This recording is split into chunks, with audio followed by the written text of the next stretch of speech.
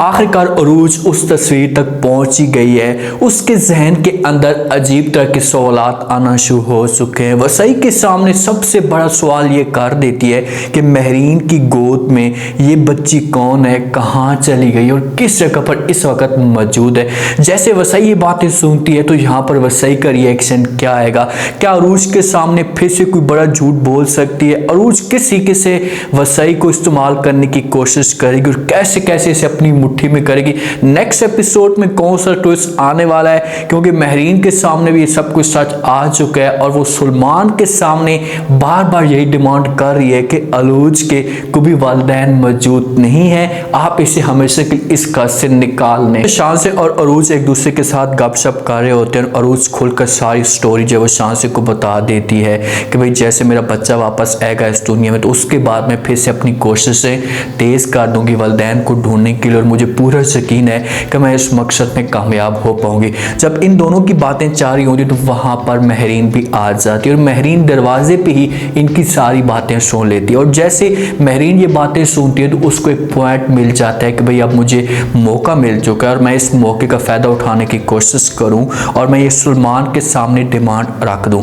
बड़ी खुश होती है और ये बुलाती है जहां पर अपने कमरे में अरूज को अपने पास बुलाती है और उसके चेहरे के ऊपर जब वो खुशी होती है, जब अरूज ये सब कुछ देखती है तो खुश हो जाती है। अंदर से सोचती है कि भाई चलो आज पहली दफ़ा महरीन आंटी के चेहरे के ऊपर मुस्कुराहट है। महरीन आंटी उसके सामने बड़े बड़े सवाल करना शुरू कर देती है और कहती है कि अच्छा आज मुझे पता चला है कि अरूज एक लावारिस है, इसके कोई भी वालिदैन नहीं है, इसका कोई आगा पीछा नहीं है। जब ये बातें अरूज सुनती है तो अरूज के पांव तले ज़मीन निकल जाती है कि भाई ये कैसे हो सकता है, महरीन को कैसे इस बात का पता चल गया। तो आगे से अरूज महरीन को कहती है कि आंटी जी आप जो ये अल्फाज बोल रही हैं इसे गलत बोल रही हैं, आप सही नहीं बोल रही, थोड़ा सा तमीज़ करें, थोड़ा सा शर्म करें, ये अल्फाज आपके अच्छे नहीं लग रहे। तो आगे से महरीन कहती है कि मैं बोल रही हूँ अल्फाज तो आपको अच्छे नहीं लग रहे। यहाँ से अरूज है वो चली जाती है, लेकिन महरीन जिस हिसाब से उसके साथ बातें करती है, उसके ऊपर तंज़िए तौर पर बातें करती है तो अरूज को अंदर से डर लग जाता है कि भाई ये अब सुलेमान के सामने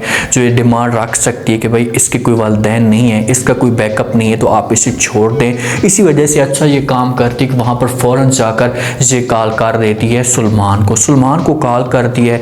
अरूज की ज़ुबान में थोड़ी सी परेशानी होती है, सुलेमान पूछने की कोशिश करता है तो अरूज खुलकर सारी स्टोरी बता देती है सुलेमान को कि भाई महरीन आंटी को सब कुछ पता चल चुका है हमारे वालिदैन के बारे में कि मेरे वालिदैन नहीं है, मैं गुमशुदा हूँ। ये बातें जब सुलेमान सोता है तो सुलेमान परेशान होकर अरूज से कहते क्या उनको कैसे पता चल गया? अरूज कहती है इस बारे में मुझे कुछ नहीं पता कि उनको कैसे पता चल गया, मुझे ये बताओ कि अब क्या करना है। क्योंकि उसे पता चल गया है ये पूरे घर के अंदर तमाशा खड़ा करेगी, सबको बता देगी और मेरे लिए बहुत बड़ी परेशानी खड़ी हो सकती है और आपको ये मजबूर भी कर सकती है कि आप इसे इस घर से निकालें। सुलेमान जब ये अल्फाज अरूज के सुनेगा ना तो उसे कहेगा कि भाई आपको परेशान होने की कोई भी ज़रूरत नहीं है, मैं घर में आता हूँ जल्दी जल्दी और अपनी माँ से आकर बात करता हूँ, उसे समझाने की कोशिश करता हूँ तो मुझे पूरा यकीन है कि मेरी माँ बात समझ जाएगी। अरूज कहती कि आप जल्दी घर आ जाएं। अब अरूज ने ये वाला जो काम किया था ना ये बहुत ही अच्छा काम किया था कि भाई सबसे पहले मैं सुलेमान के सामने ये बात रख दूंगी ना तो सुलेमान जो वो मेरी सपोर्ट करेगा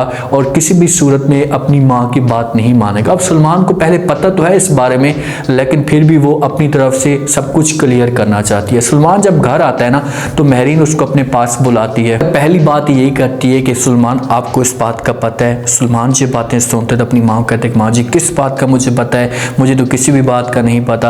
आगे से महरीन कहती है कि तुम्हारी जो बीवी है ये लावारिस है, इसके कोई वालिदैन नहीं है, इसका कोई भी बैकअप नहीं है, इसका ना आगा है ना पीछा है, आप इसके साथ रह रहे हैं। तो ये बातें जब सुलेमान सुनता है तो अपनी माँ को समझाने की कोशिश करते और कहते हैं कि माँ जी आप ऐसी बातें मत करें, अरूज कैसे लावारिस हो सकती है, मैं इसका हस्बैंड हूँ और ये मेरी बीवी है और मैं किसी भी सूरत में अरूज को लावारिस नहीं कह सकता। अब जिस हिसाब से महरीन ने सोचा था सुलेमान के सामने ये बात करूंगे तो सुलेमान जो होगा वो मेरी बात मान लेगा, वो अरूज के साथ नफरत करना शुरू कर देगा और अरूज के ऊपर गुस्सा करेगा और इसे इस घर से निकाल देगा।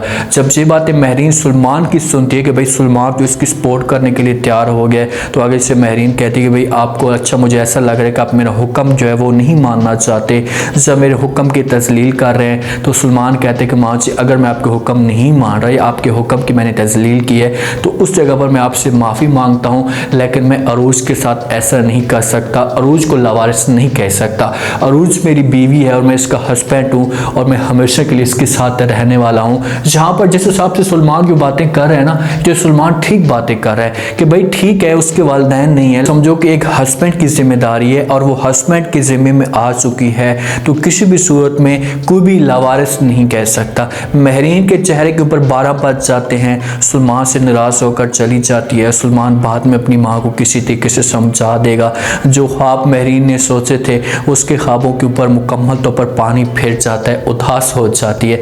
अब अरूज की जहाँ से जान बच जाती है। हो सकता है कि ये दोनों जाएं बाहर घूमने के लिए, शॉपिंग करें, इंजॉय करें और अरूज सलमान का जो शुक्रिया भी अदा करे कि भाई अगर तुम ना आते और तुम मेरी सपोर्ट ना करते तो पता नहीं मेरे साथ क्या से क्या हो जाता। सलमान भी समझाने की कोशिश करेगा और कहेगा कि भाई आपको परेशान होने की कोई भी ज़रूरत नहीं है, अब जब तक मैं तुम्हारे साथ हूँ तो कोई भी तुम्हें इस घर से नहीं निकाल सकता। अब एक सिर्फ उस महरीन को पता चला है और शहसा को और अदरीस को इस बारे में अभी तक नहीं पता चला।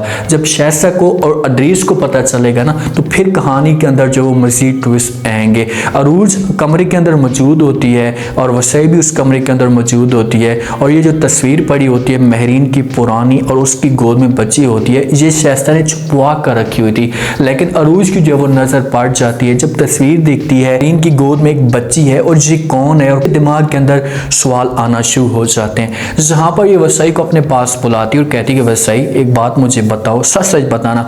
अब अरूज को इस बात का पता है वसई हमेशा झूठ बोल रही है। वसई कहती कि जी मैडम बोलें कौन सी बात। अरूज आगे से कहती कि मुझे ये बताओ कि ये महरीन की गोद में बच्ची कौन है और इस वक्त ये कहाँ पे मौजूद है।